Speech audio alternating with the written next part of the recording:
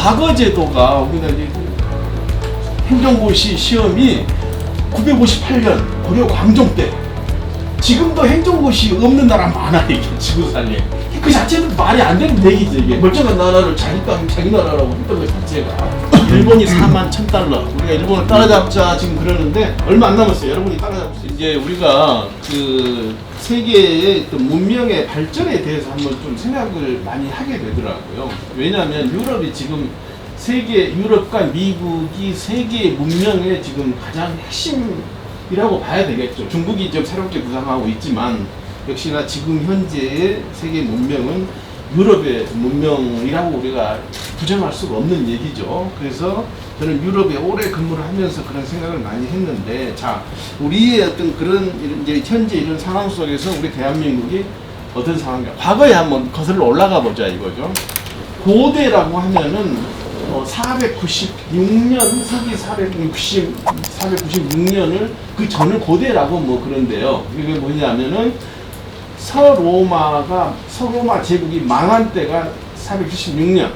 서로마 제국이 그 게르만족들한테 망했죠. 그래가지고 지금 이태리 반도가 이제 점령당하고, 그래서 이제 망하고, 이제 그 전에를 고대라고 하는데, 그때 정도의 전 세계 한번 지도를 한번 보자 이거죠. 지도를 보면 중국이 있었고, 인도, 로마, 그 중에서 세계 문명의 중심은 역시 로마 제국과 중국이 가장 중심이었는데, 우리나라는 굉장히 다행스럽게도 중국 바로 옆에 있었다 이거죠. 그러니까 그 아래에 뭐 아메리카 대륙이나 뭐 아프리카 저쪽 시베리아 이런 데는 사실 나라도 아니었고, 거의 우리가 요즘 얘기하는 미개인들, 그냥 땅 파서 뭐 이게 짐승 잡아먹던 그런 나라였다, 그런 지역이었다 이거죠. 실제 어떤 국가라는 체제를 가지고 있던 것은 로마와 중국, 이 동북아 지역 이쪽이고, 사실 그때 해도 뭐 일본도 거의 뭐 고대 시대는 형편없었죠. 거의 나라도 아니고 뭐 이렇게 뭐 부족들이 이렇게 모여서 있는 그런데 우리는 벌써 고조선이나 가야 삼국시대가 이미 그때 고대 시대에 이미 국가를 형성하고 있었다 이거예요. 그러니까 지금 기준으로 본다면 엄청난 선진국이었던 거예요, 이게. 전 세계 국가 체제를 갖춘 나라가 몇 개 안 되는데, 그때 우리는 벌써 삼국시대에 보면 막 어마어마한 역사, 나라 체제를 갖추고 있었다. 그래서 지금 기준으로 보면 아마 우리는 전 세계 10등 이내에 우리가 최고의 선진국이었다라고 해도 크게 과장은 아니다라고 이제 우리 생각을 할 수가 있는 거죠. 벌써 뭐 우리 대한민국 그 당시 우리 한반도는 국가 체제를 갖추고 있었고, 군대도 있었고, 종교도 있었어요. 뭐 불교가 벌써 그때 뭐 7세기, 6세기 들어왔으니까. 뭐 문자도 한자를 우리 쓰고 있었죠. 벌써 삼국시대에 우리는 또 한글을 쓰기 위해서 이두문자라는 것까지 했잖아요. 한문이지만 거기에 또 우리 글을 쓰기 위해서. 지구상에 그런 나라가 있었겠어요? 로마나 중국 빼고는 없었다, 이거 없었어. 기술적으로나 문화적으로 이미 우리는 최고의 선진국이었다라고 해도 과장된 게 아니다라고 우리가 볼 수 있겠습니다. 그래서 이제 중세로 넘어온다. 이제 그 유럽 기준으로 중세. 서로마가 망한 476년, 그리고 1453년이 동로마가 망한 해입니다. 이게 이제 오스만 터키에 의해서 이 동로마 비잔틴 제국이 조그맣게 남아있던 동로마가 이제 함락됨으로써 끝난 그게 이제 중세라고 하는데, 중세 시대 한번 보자 이거죠. 중세 시대에도 마찬가지로 유럽을 중심으로 한 이제 그 유럽 나라들하고 뭐 인도 있었고, 몽골 제국이 그때는 대단했죠. 몽골 제국이 거의 동서양을 거의 이제 석권한 그런 이제 몽골 제국이 있고, 그 다음에 이제 중국이 그때까지도 했고, 한국은 당연히 그때 우리 이제 고려 시대, 조선 시대 초기, 중기까지가 그때 이제 중세 시대 아닙니까? 근데 일본이 조금 이제 그때부터 이제 좀 이제 많이 국가적인 체제를 갖추게 됐죠. 그런데 자, 그때 한번 보자 이거죠. 우리는 676년에 삼국 통일이 됐어요. 일본 통일되고 한참 뒤입니다. 한 1000년 뒤에 통일이 됐고, 심지어 독일 같은 나라도 통일된 지가 한 150년밖에 안 됐어요. 근데 우리는 벌써 이미 우리 한반도가 통일된 나라를 가지고 있었다는 게 엄청난 이야기죠.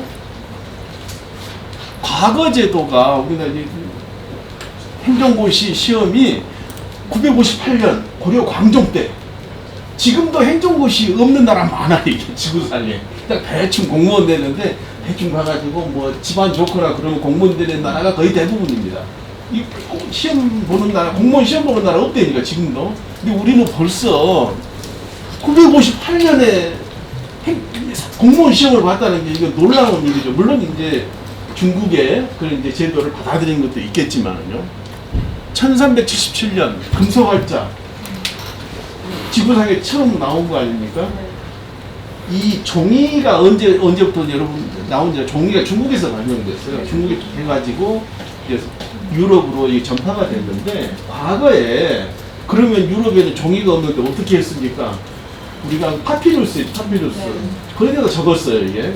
그러니까 로마 그 카이사르 황제가 그 사람이 뭐 그 총사령관 할 때 가서 저쪽에 터키 가 쳐부수고 나서 황제한테 카이사르 아니야, 그 뒤에 장군이 보냈어. 뭐라고?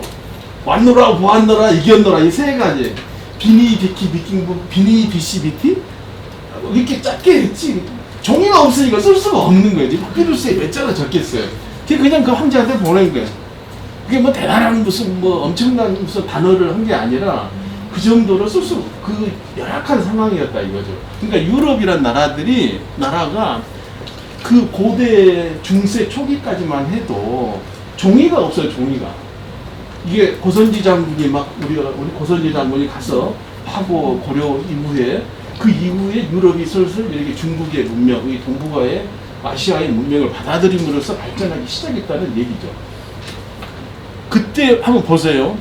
문자가 있는 나라 거의 없었습니다. 그때만 중세 시대만 해도 유럽에 라틴에 쓰고 있었죠. 몽골이 원래 문자가 없는 나라예요, 이게. 그 아래역은 뭐 나라도 아니었고. 그 다음에 잔다르크라는 얘기 많이 나오죠. 잔다르크가 화형을 당한 게 1431년입니다. 여기 사진 이렇게 해놨는데 어떻게 화형당했냐, 마녀라 해가지고. 상상도 말도 안 되는 얘기 아니니까. 무슨 마녀는 마녀 아니, 그건 뭐 말이 안 되는 얘기는. 유럽이 그런 나라였어요. 그런데 그 이후에 이제 르네상스 시대가 되면서 이제 유럽이 서서히 이제 문명화되기 시작했다는 얘기죠. 세종대왕이 1443년에 우리 훈민족 한글을 창제하셨죠. 지구상에 자기 문자를 만든 나라는 아무도 없어요. 누가 만들어? 만든 나라. 지금 영어 있잖아요. 그것도 저기 중동에서부터 시작해서 조금씩 변해가지고 지금 영어 알파벳이 된 거지, 어느 날 갑자기 이거 만든 거 아니다 이거예요. 다른 나라, 지금 보세요. 타자를 바로 칠 수 있는 문자는 유럽 로마자하고 우리 한글밖에 없어요. 여러분들 한자 어떻게 타자 치는지 알죠? 이렇게 찍어가지고 이렇게 다 하잖아요, 이게. 그러니까는 그런 놀라운 문명을 벌써 15세기에 우리는 만들었다는 게 이제 깜짝 놀랄 일 아니겠어요? 그러니까는 한 5세기까지만 해도 우리는 엄청난 세계의 선진국이었다라고 우리가 생각할 수가 있더란 얘기죠. 네. 자, 그래서 1492년에 콜럼버스가 이제 신대륙을 발견하게 되죠.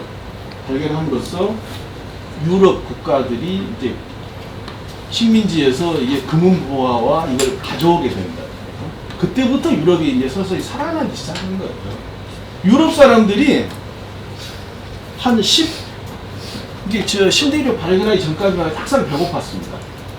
먹을 게 없어요. 유럽이 어떠냐면은 이쪽 대서양에서 계속 이 바람이 불어가지고 습해요. 식량이 다 생산이 안 돼. 이쪽 그 지중해 이쪽 지역 빼고는. 그러니까 영국이나 이런 독일 이런 데는 식량 생산이 안 되니까 항상 사람들이 배고팠을 거 아닙니까? 유럽 사람들이 배가 덜 고픈 게 저 중남미에서 감자가 들어온 이후에, 감자는 이게 보면 좀 비가 와도 잘 자라고 밑이 많이 들잖아요. 그래서 유럽 사람이 감자 먹고 있는 거예요 지금. 그 이후에 유럽이 배고픔이 덜해졌다는 얘기죠. 자, 그러니까 한 15세기부터 그때부터 조금 서서히 유럽이 이제 문명의 그 성장을 일으켰다. 우리가 이제 그렇게 볼 수가 있는 거죠. 그게 그때까지만 해도 우리 대한민국은 뭐 임진왜란 전까지 아마 그래도 세계 최고의 선진국 반열에 들었던 나라라고 우리가 자신 있게 얘기할 수 있는 것이죠. 예. 이제 근세로 넘어가 보겠습니다. 이제 근세라고 한다면 이제 르네상스, 유럽의 르네상스가 시작되면서 또 지리상의 발견이라고 그러죠. 배를 타고 막 가가지고 뭐 유럽의 신대륙, 아메리카 대륙을 발견을 하고 그 다음에 희망봉을 돌아서 아프리카 대륙을 탐험하고 뭐 유럽의 배들이 뭐 인도네시아, 일본, 한국까지 막 왔죠. 하멘 표류기 막 이런 시대. 그러면서 이제 유럽이 근세 사회로 이제 성장하게 되는 것이죠. 그래가지고 결정적으로 우리나라는 1592년에 일본 놈들이 쳐들어와가지고 나라를 그냥 쑥대밭을 만들어가지고 굉장히 이제 어려웠죠, 우리 민족들이. 자, 그런 가운데 일본이 뭐 1603년 통일되고 미국이 1776년에 독립을 하고 영국이 이제 17세기 막 그러니까 1700년대 말에 드디어 이제 산업혁명이 시작된 거예요. 여러분들 산업혁명 책에서 이제 초등학생들 아직 안 배웠겠죠. 산업혁명은 손으로 하던 걸 이제 기계로 하게 기계로. 처음에는 전기기관으로 하다가 뭐 이제 내연기관 이걸로 하고 기계화되면서 생산력이 이게 지금 그런 얘기가 있어요. 우리 지구상의 인구가 전 세계 인구가 산업혁명 때까지는 모두 배고팠어요. 이게 모두 배가 고팠어요. 그러니까는 생산이 이만큼 되면은 사람들이 좀 살다가 뭐 전쟁이 나고 해가지고 아니면 뭐 생산이 안 되면은 지구상에 있는 인구가 거의 절반이 다 죽어. 그랬어요 이게. 그러니까는 세계 경제 성장이 이만큼 되다가 1차 산업혁명이 되면서 이제 올라온 거예요 이게. 그 전까지 전 세계 사람이 배고팠다니까. 근데 우리는 그 중에서도 이미 그런 엄청난 문명과 문화를 가지고 있었다는 얘기죠. 생각해 보면. 네. 그래서 이제 그 일본이 이제 메이지 유신이라고 그래요. 명치 유신, 한자로 명치 유신한 게 1871년입니다. 그러니까는 유럽에 비해서는 한 100년 정도 뒤에 산업혁명이 시작됐죠. 시대가 바뀌었죠 이제. 오타 68년. 68년? 네, 죄송합니다. 그리고 이제 미국의 1876년에 그라함 벨이라는 사람이 전화기 특허를 전화를 만들고 그렇게 이제 미국이나 유럽이나 미국이 급속히 문명이 발전하고 있었죠. 그런데 애석하게도 우리는 이제 임진왜란 이후에 그러니 큰 전란을 겪었음에도 불구하고 크게 반성을 못하고 세상이 막 바깥 세상이 바뀌고 있는데 크게 발전하지 못한 거죠. 그래서 아마도 한 지금으로부터 한 300년 전, 400년 전 이때부터 우리 대한민국이 우리 한민족이 이게 내리막길을 걸었던 거 아닌가 그렇게 우리가 생각할 수 있는 거죠. 그 내리막길을 왜 거는 그 결과에 대해서는 좀 나중에 좀 설명을 한번 드릴게요. 자, 그래서 이제 현대 사회는 20세기 1900년대 초부터 이제 현대 사회라고 이렇게 얘기를 하는데 현대 사회 한번 보자. 1903년에 라이트 형제가 비행에 성공을 했죠. 미국의 라이트 형제가. 세계대전이 1914년에 일어났고 2차 세계 39년. 자, 근데 우리가 1910년에 한일 합방이 됐어요. 그러니까 이미 20세기 들면서 주로 식민지는 이때 만들어졌어요. 독일이나 영국이나 네덜란드나 이런 유럽의 나라들이 이 사람들이 국가 체제에 이루어지지 않던 미개인들이 살던 나라에 쳐들어가가지고 자기 땅이라고 다 식민지를 하던 그게 이 근세라 이거죠. 이게 17세기, 19세기 이때인데 우리 한국이 식민지가 된 게 1910년이니까 이미 이제는 다른 나라들이 식민지가 다 독립하던 때란 말이에요. 그러니까 굉장히 늦게 우리는 일본의 식민지가 된 거예요. 이게 이런 논리로 보더라도 일본이 이미 우리는 오랜 역사를 갖고 있는 나라고 식민지란 건 원래 미개인들이 살던 데 가가지고 말뚝박고 우리 땅이야 이게 이제 뭐 식민지라는 개념인데 우리는 멀쩡하게 있는 나라를 일본한테 그것도 20세기 초에 그 자체도 말이 안 되는 얘기죠. 이게 멀쩡한 나라를 자기 땅, 자기 나라라고 했던 것 자체가 거기서부터 논리적으로 물론 왜 그렇게 됐느냐 여러 가지 뭐 배경이 있긴 하지만은 시기적으로도 이미 우리는 일본의 식민지가 될 수가 없는 나라였다라는 걸 생각할 수가 있는 것이죠. 그래서 바로 한일 합방이 되고 몇 년 후에 우리 상해 임시정부가 세워졌고 또 우리 3.1 운동이 일어나고 그런 것은 뭐 우연한 게 아니다라고 우리가 볼 수가 있습니다. 네. 그래서 이제 이 전 세계가 이렇게 현대사에 오면서 각 민족별로 나라가 만들어지고 식민지가 독립을 하고 이렇게 하면서 현재 이르는데 우리는 이 대한민국은 참 그 안타깝게도 우리 한민족은 1950년에 그 한국 전쟁이 발생함으로써 현대사회에 와서 정말 그 현대사회에서 가장 그 어려운 가장 그 힘든 그런 전쟁을 3년간 우리가 치르게 된 거죠. 지금 지구상에 그렇게 민족들이 막 대규모 전쟁을 한 경우가 지금 없어요, 이게. 네, 대부분 어떤 다른 어떤 요인으로 하거나 국지적인 전쟁을 하거나 이런 거지, 전 민족이 뭐 전쟁을 해서 몇백만 명이 죽고, 그건 2차 세계전 이후에 우리 한민족만 그런 어려움을 겪었다라고 그렇게 볼 수가 있는 것이죠. 자, 그래서 지금 이제 우리가 보면 뭐 정치적으로 우리 대한민국은 두 가지를 성공했다라고 지금 얘기합니다. 정치적으로는 자유민주주의 국가가 됐고, 그 다음에는 경제적으로 세계 10대 10위 안에 드는 경제 대국이 된 거예요. 그래서 1987년에 우리는 현재 가장 민주화된 그런 헌법을 갖게 됐고, 그래서 지금 여러분들도 이제 곧 성장하면 이제 성인이 되면 선거하게 되잖아요. 지금 뭐 우리 군수님, 시장님, 뭐 대통령, 국회의원 다 우리 손으로 지금 지구상에 그렇게 선거를 국민들이 그렇게 자유롭게 정말 공정하게 하는 나라 별로 없어요. 별로 없습니다. 일본? 별로 없어. 우리보다 훨씬 못해, 정치적으로는. 그냥 뭐 대충 몇몇 사람들이 다 해먹고 있어요. 그렇게 돼 있어요. 아버지, 할아버지가 국회의원, 자기도 국회의원이고. 뭐 그렇지. 이 동남아에 있는 나라, 다 필리핀은 5개 패밀리 가문 출신이 아니면 국회의원이나 대통령이 될 수가 없어. 그렇게 돼 있어요. 아니, 인도네시아 같은 데는 군 출신이 아니면, 군인 출신이 아니면 출세를 못해. 뭐 중국도 지금 뭐 마찬가지 공산당 아니면 안 되잖아, 아무것도. 뭐 유럽도 비슷해요, 유럽도. 뭐 크게. 우리는 정말 교과서에 나온 대로에 아니면은 그리스 시대에 만든 그런 이제 그리스 로마 시대의 민주주의를 우리는 지금 하고 있다라고 생각합니다. 굉장히 전 세계에서 우리의 모범적인 그런 정치제도를 지금 우리가 하고 있다라고 여러분이 생각을 해야 됩니다. 자, 경제적으로 우리가 작년에 우리나라가 수출한 게 6,055억 달러예요. 어마어마한 겁니다. 전 아프리카 나라가 한 것보다 훨씬 더 많아요. 아프리카 50 몇 개 나라가 수출한 것보다 훨씬 더 많단 말이에요. 그러니까 엄청난 금액이죠. 그 상상할 수 없는 어마어마한 그래서 작년에 우리나라가 수출한 게 세계 6위 수출액이 어마어마하죠. 자, 여기 조금 글자가 작은데, 자, 우리나라 한번 대한민국 한번 보십시다. 어떤 나라인지. 면적이 10만 평방미터예요. 세계 109위입니다. 전 세계 한 200개 나라 중에서 한 109위밖에 안 돼. 이게 면적은 굉장히 작은 거예요, 이게.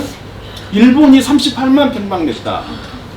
이게 우리가 뭐 남북한 합하면 한 25만 되니까 조금 커지긴 한데, 현재 우리 남한의 면적이 10만 평방이 굉장히 적다 이거죠.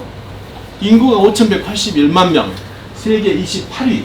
조금 인구는 돼요, 이제. 예. 일본이 한 1억 2,700만 명. 1인당 GDP가 32,000달러. 현재 그렇습니다. 세계 29위. 일본이 41,000달러. 우리가 일본을 따라잡자 지금 그러는데 얼마 안 남았어요. 여러분이 따라잡을 수 있어요. 이제. 여러분이 크기 전에 아마 따라잡을 수 있을지 모릅니다. 박수! 자, 여기 한번 보시죠. 지금 우리 대한민국은 정말 독도에서 제주도 그 남한만 해가지고 정말 이제 작은 이런 나라인데, 지금 우리가 한번 보세요. 메모리 반도체, 지금 삼성전자와 하이닉스가 만들고 있는 이 메모리 반도체 전 세계 공급량의 80%를 우리가 공급을 하고 있다는 거죠. 어마어마한 거죠. 네. 그리고 그 아래 스마트폰. 지금 우리가 삼성과 LG가 만드는 스마트폰 세계 최고의 성능이죠. 그 옆으로 가면 자동차 세계 6대 6번째 자동차 생산국이에요. 우리가 현대 기아 6번째. 그 아래 이건 가스 플랜트라고 그러는데 우리 건설 회사들이 하는 이거 우리나라 거보다 더 잘 만드는 나라 지구상에 없습니다. 모든 나라에 가서 엄청난 이런 큰 공장을 짓고 있죠. 그런 기술력을 우리가 가지고 있어요. 세계 최고의 기술력을. 대만드는 기술 세계 최고입니다. 네, 세계 최고의 실제 우리 지금 뭐 거제도 같은데 좀 줄어서 이제 좀 고생을 하고 있는데 어쨌든 그래도 5G 이거 통신 요즘 많이 여러분 들었죠? 5G 우리가 세계 최고로 했잖아요. 2달 전에. 통신 기술에서는 우리가 세계 최고. 어느 나라 따라올 수 없어요. 누구도. 지금 이렇게 생각해. 우리 이런 생각도 해보세요. 우리가 만약에 60년대에 막 경제 개발 해가지고 하지 않고 지금 만약에 새로 우리가 이제 한 50년 전을 지금 스타트했다고 한다면 우리가 불가능하죠. 지금 이 통신 기술이나 이런 것은 예를 들어서 베트남이 이런 통신 기술을 새로 한번 하려고 하면 생각한다고 해보자 이거죠. 저거 다 깨어도 못합니다. 너무나 어려운 기술이기 때문에.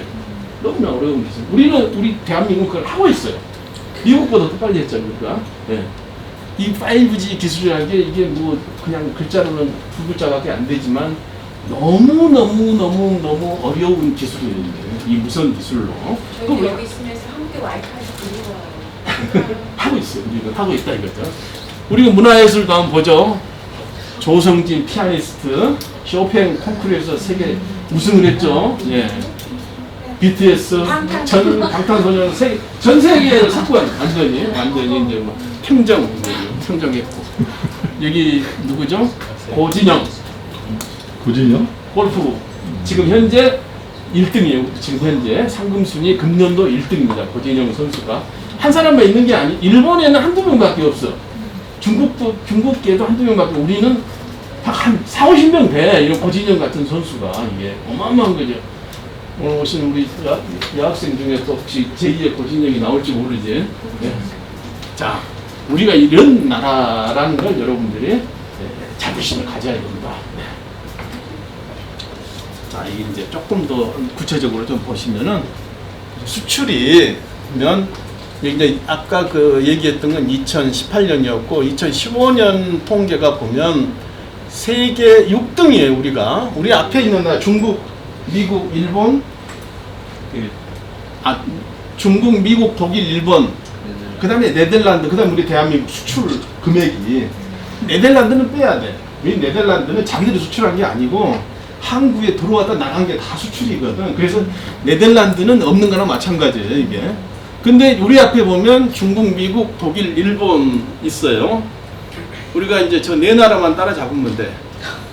저 중에 내가 보기 일본은 앞으로 10년 내에 따라잡을 수 있어. 여러분들 할 수 있어. 네. 우리가 앞으로 한 3등 내지 4등의 수출국이 될 수 있다. 저는 그렇게 자신을 갖고 한번 보세요. 1948년에 우리 수출이 몇 등이네? 100등 전 세계에서 그랬어요.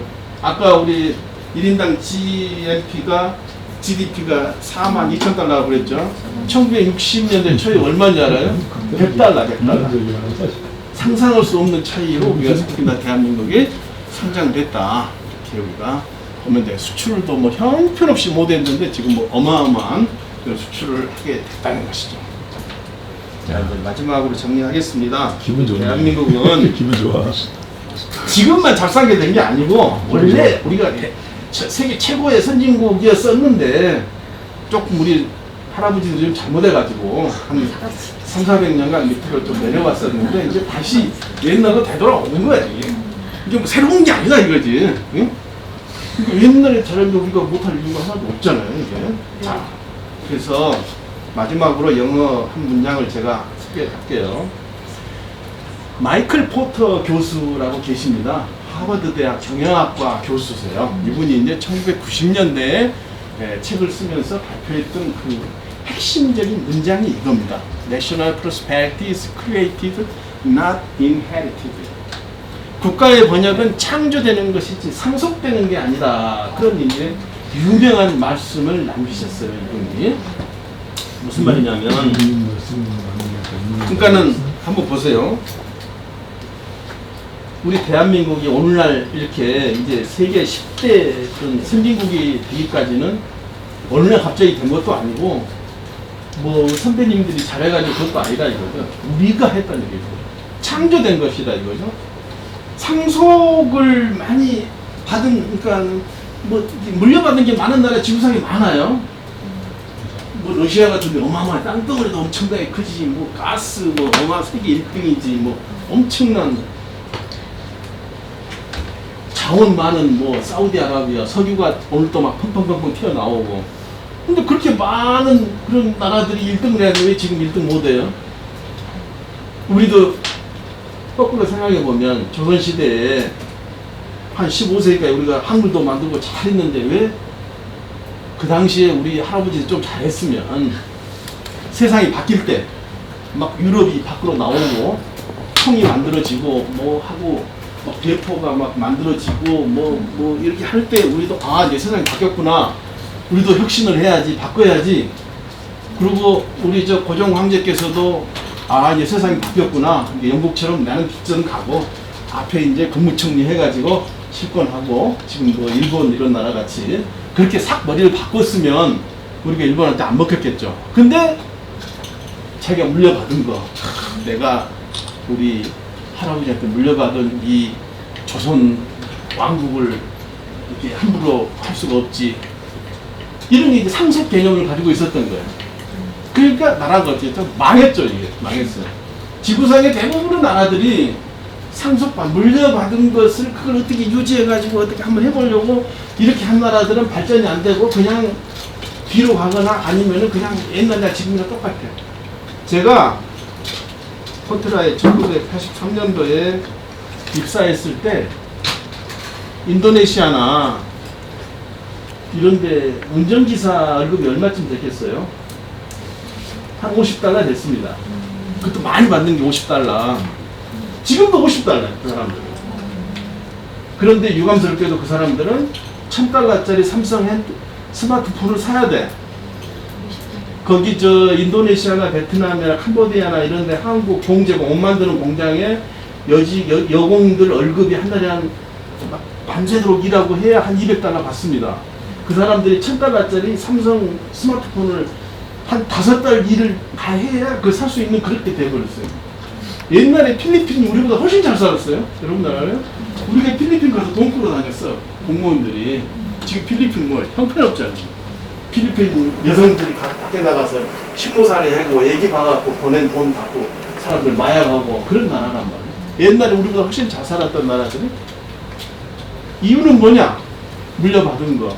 이것만 바라보고 있는 사람들은 다 그렇게 됐다. 나라의 번영은 창조돼야 되고 혁신해야 되고 자신감을 가지고 도전하는 나라만이 성장하고 세계 1등이 될 수 있다. 여러분들 할 수 있다. 할 수 있다. 할 수 있다. 네.